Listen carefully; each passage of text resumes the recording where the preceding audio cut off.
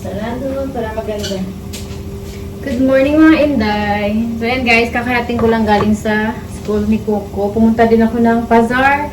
So alam nyo na yan yung Pazar, yung tawag nila dito sa kanilang outdoor market. Or kung sa amin pa sa Ilonggo is Bulantihan. Yan. Matagal ko na kayong follower, alam nyo na. Lagi ako nagpapasar every Thursday. At saka every Thursday may pasar dito sa amin. So ayun mga Inday, mamaya kapag hindi na ako nagsasalita, i-voice over ko na lang para mag-practice natin yung talent natin sa voice over, char. So ayun mga Inday, dami kong biniling gulay, pero hindi ko na kanina pinakita sa inyo or kasi nga wala akong tripod. Ang hirap mag-place ng ng camera kapag walang tripod, katulad yung pinapatong ko saan-saan. Kaya ayun, sana makapunta ako mamaya sa mall para makabili ako ng tripod kasi nga, ayan, magbablog na naman tayo. Ayan. Then bumili ako kanina sa pasar ng mga pang konsumo ng isang linggo ng mga gulay-gulay, talong, okra, mushroom.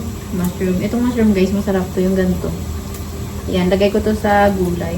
So magluluto ako ng laswa. Yung laswa mga Inday is yung lutong Ilonggo. Lutong Ilonggo, lutong Bacolod. So, ayun. So, lalagyan ko siya ng mushroom, talong, okra. Ang ganda ng okra. May sitaw ako nabili. So, ayan guys, yung sitaw dito sa Turkey. Sobrang dalang. So, swerte mo na kapag may mga sitaw sa mga pinupuntahan mong market or mostly makakita ka ng sitaw sa mga outdoor market or minsan wala talaga. Kaya, ang saya ko kanina kasi nga bumabaha yung sitaw. Tapos, marami dito mga tropical vegetable or fruit sa mga city na may init dito sa Turkey. Like, labas ng Istanbul. Madalang na nagkakaroon dito sa Istanbul. Kung meron man is sobrang mahal. Kaya, ayun. Minsan in-order pa yan namin sa online. Sa mga Pinay na nagtatanim talaga sa labas ng Istanbul. Ng mga gulay-gulay, mga kangkong. Wala yan dito. Sa mga Pinay pa yan namin in-order. Yung mga ampalaya, tulad ngayon walang ampalaya. Paswertihan kung meron. Kaya kung may mga ampalaya, ubos na yan kagad guys. Kasi nga, yung mga Pinay dito pa nakakita ng ampalaya, pakyawin na yan nila. Kasi minsan na nagkakaroon. Tapos pinifreezer nila para madami silang stocks. So, pinipreserve namin yung mga ganyan, yung mga madalang na mga gulay dito. Katulad sa akin, pag malapit na matapos yung summer, pag umpisa na yung taglamig, bumibili ako ng maraming ampalaya. Pinifreeze ko para sa buong winter, marami akong stocks. Ganon din sa okra. Kasi season-season yung gulay dito, parang isda din ba? Kapag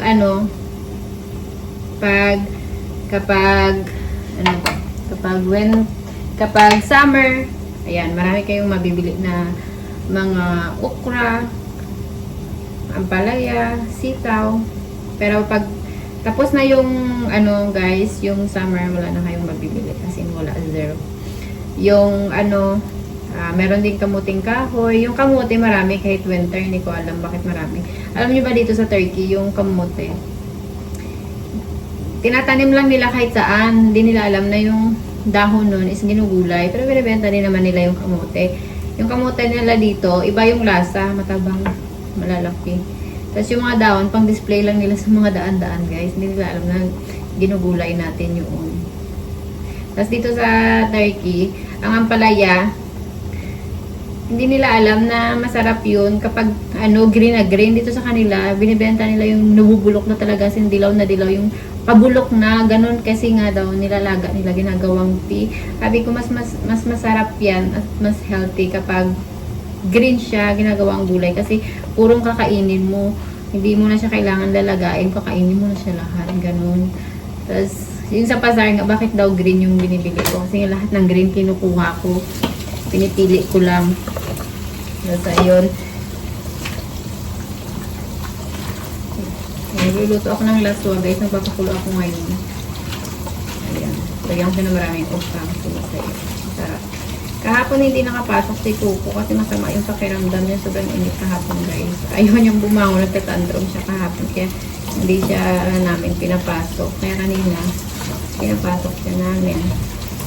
Tapos ngayon, mamaya pag sunduin na siya namin ni Dudong,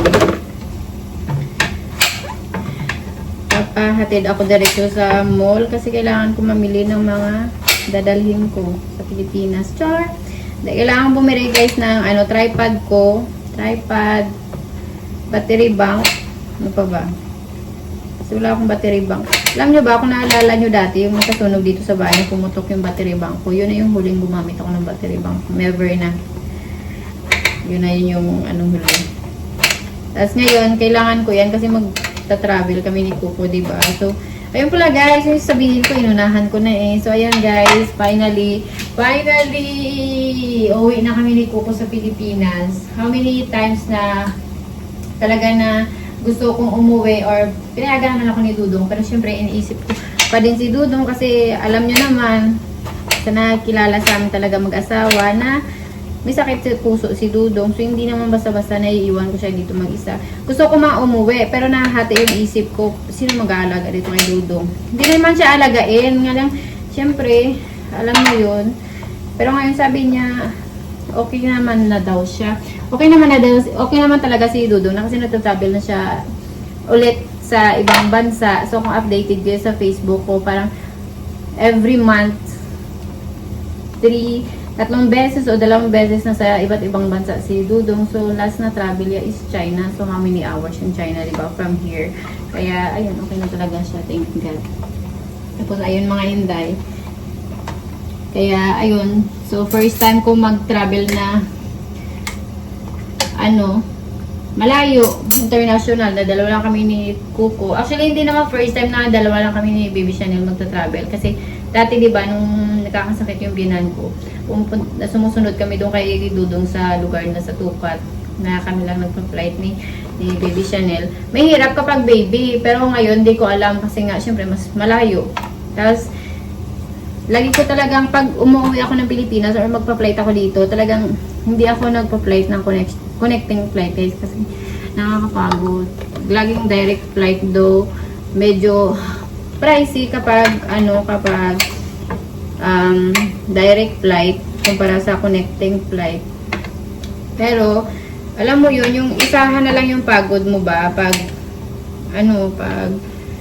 pagdating mo yun, doon ka na, hindi ka pa mag-aantay o bla bla bla bla. So siguro hindi naman ako mahihirapan kasi marami man yung Pinay na kasabay kapag umuwi. So ayan, yung mga dala ko lang naman mostly is mga pasalubong. Sa tagal ko bang hindi nakauwi ng Pilipinas, diba? So kung pwede lang dalhin ko lahat ng mga ipapasalubong dito. So ayan, tapos sabi ko dadala lang kami ni Kuko na dalawa ng mga 3 palitan na damit. Tapos sa Pilipinas na ako mamimili ng mga damit namin ni Kuko. Para wala akong ganong dala. So yung dadalhin ko lang yung mga konsumo niya siguro ng mga Turkish foods or yung gatas niya, mga olive ni Kuko, cheese, hindi ko man niya madala kasi masira yan. So ayun guys, yan yung surprise ko sa inyo. At ito pa, sa lahat ng mga followers ko na mula dati hanggang ngayon, yung nakikita ko lagi sa comment section, yung nag-like, subscribe, share ng aking video, pipili ako sa 5 mga subscriber ko na bibigyan ng mga pasalubong galing dito sa Turkey. Hindi man siya marami guys, or kahit pa paano, mag-share din ako sa inyo ng mga pasalubong ko para at least paano alam ko, mostly sa mga follower ko is mga girlfriend ng Turkish or fiancé or sabihin natin asawa na hindi pa nakapunta dito. So ayun guys, kung gusto niyo matikman yung mga local foods dito, ayan, like, share, and follow kung sino yung nakikita ko lagi sa comment section. Mahilig mag-share at saka mag-follow, mag-like ng aking mga video at saka nasa comment section. Pipili ako ng 5. So, ayun guys, kung gusto nyo matikman yung mga Turkish delicacies dito or kung ano yung mga gusto nyo matry dito. So, ayun guys. Ayan. Kahit malalayo kayo, magpapa-parcel ako sa inyo dyan sa Pilipinas. Then, ayun guys, finally, makaka-uwi na kami ni Kuko. Parang hindi na ako sanay mag-vlog ng ganito. Parang, alam niyo na, ninibago ako. Kaya hindi ko alam minsan kung paano yung sasabihin ko, kung paano mag-vlog. Sa tagal ba? So, ayun mga inday, may ticket na kami ni Kuko. Hindi na yun tentative kasi sure na siya. Tentative ba? Tama ba yung words ko? So, hindi na yun siya, drawing. Kasi nga, may ticket na kami ni Kuko, nakabook na yung round trip ticket namin ni Baby Chanel, nakabook na yung hotel namin sa Manila. Tapos, yung ate ko, papasunurin ko sa Manila. Kasi yung ate ko, guys, kasakwentahan kayo mamaya. So, lahat first time niya yan. First time niya magstay sa hotel. First time niya mag-flight. So, gusto kong ma-experience siya kasi sa lahat ng mga kapatid ko. Siya yung, alam mo yung, syempre, maaga siya nag-asawa. Tapos, malayo siya sa amin. Parang, alam mo yung parang tinapon talaga siya dun sa pinakamalayong lugar. So, ayun, kwentuhan ko kayo kasi magbablog, makikita nyo ako magbablog na kasama siya. So, ayun mga Inday. Marami akong kwento sa inyo. Tapos ito pa, hindi alam ng aking angka na uwi ako sa Pilipinas. Bukod tanging nakakaalam na uwi ako ng Pilipinas is yung ate ko lang, guys. Siya lang yung kakonsabo ko. So, ngayon, ang sabi ni Dudong, paalam ko daw sa kuya ko. Kasi nga, sino daw susundo nga naman sa amin sa Bacolod pagdating doon. So, ayun, pinaalam ko na lang naalam ko sa kapatid kong lalaki. So, aside sa kapatid kong lalaki, walang nakakaalam. Kaya, ayun, planado ang lahat. Sabi ng kuya ko, nagdadalawang isip pa kami na kung is-surprise si mama o ano. Kasi si mama, di ba, may yun, paralyzed siya, di ba, kasi stroke. Sabi ni kuya ko, baka tumaas yung dugo niya. Sabi ko, hindi naman siguro. Kaya titingnan na namin yung kondisyon ni mama muna bago siya i-surprise. So, lahat ng mga pamangkin ko, yung mga iba akong kapatid, surprise namin. Ayun ako, na-excite talaga ako mga Inday.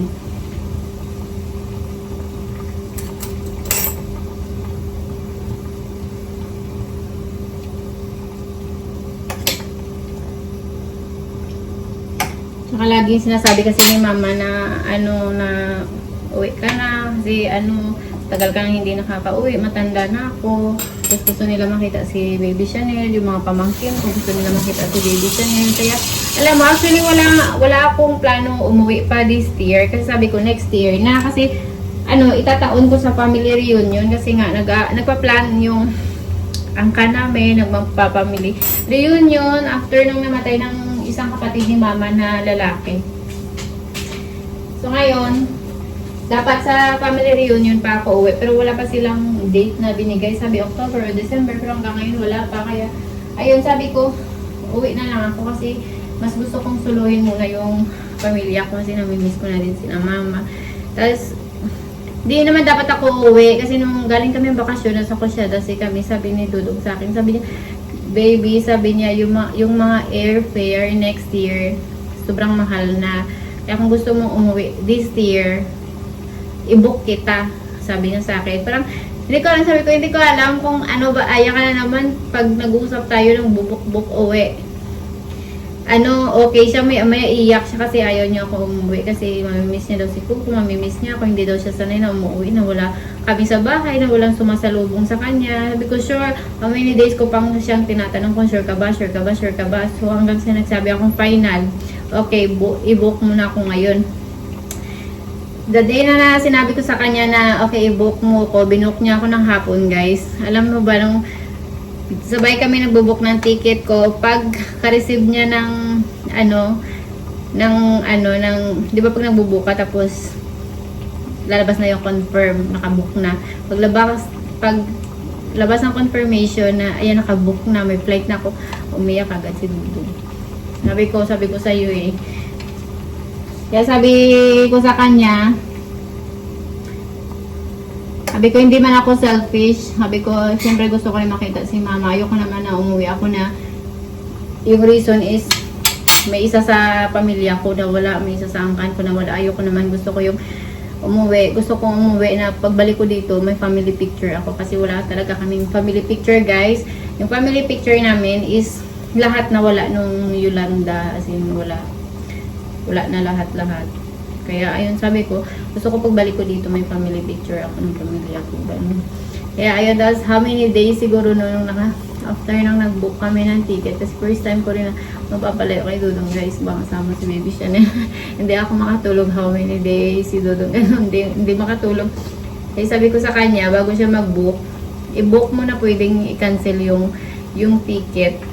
Kasi kapag ganun, pag nag-book ka na, pwede may cancel yung ticket, may bayad doon. May bayad yun like 2,000 tele. So, nakaganon yung ticket ko guys. Kung if ever na yun, papakancel ko yung flight ko, pwede ko siyang ma-cancel. Parang, hindi ko alam kung ano tawag doon, kung open ba na flight yun, mga ganun guys. So, ayun, wala na talagang indian, tuloy na talaga yung uwi namin. So, finally, makikita na ng mga kapatid ko, ni Mama, si Baby Chanel. Makikita niya na yung lola niya, yung mga tita, tsaka tito niya.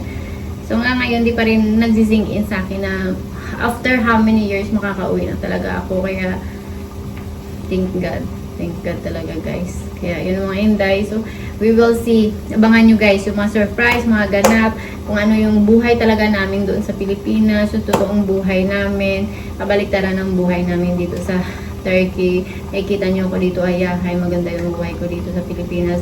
Nakikita nyo yung totoong buhay namin doon. Kung ano kami doon araw-araw. Walang mga ano-ano doon guys. Papakita ko sa inyo actual. Walang mga ano tawag dito, mga edit out. Wala. Papakita ko, mag-live pa ako. Nakikita nyo kung ano yung mga niluluto namin, kung ano yung mukha ng bahay namin, kung ano yung lugar namin, kung ano yung mga tao doon sa amin. Tapos piyesta sa amin do guys, makikita nyo kung gaano kasaya kapag piyesta doon sa amin. Kasi makikita nyo literal na disco sa province, yung baile, mamayle. So ayan, yung sa plaza, may disco hanggang ngayon meron din sa amin. So ayan guys, kasi piyesta sa amin.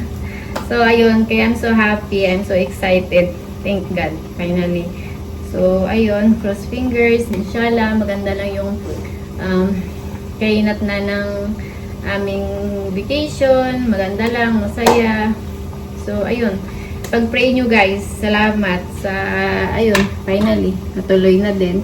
Kaya yun mga inday, abangan nyo yung ating vlog sa Pilipinas, kasama yung mga pamangkin ko, mga tita ko, mama ko, mga kapatid ko, mga tito ko, lahat. Makikita nyo yung buong angkan ko doon sa amin, sa Bacolod. So, ayun mga inday.